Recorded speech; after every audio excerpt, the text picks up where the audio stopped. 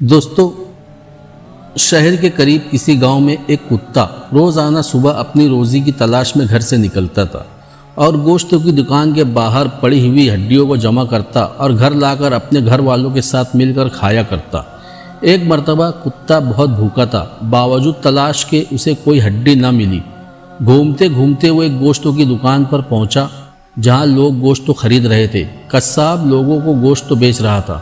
کتا آہستہ آہستہ دکان کی طرف بڑھا اور قصاب سے نظر بچا کر ہڈی اٹھائی اور اپنے گھر کی طرف دوڑ لگا دی۔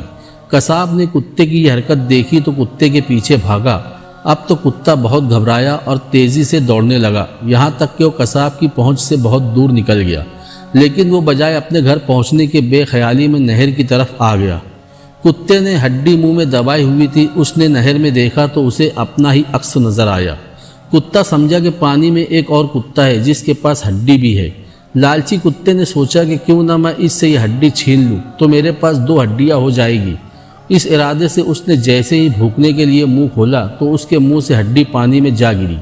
اب اس نے دیکھا تو پانی میں موجود کتے کے منہ میں بھی ہڈی نہ تھی۔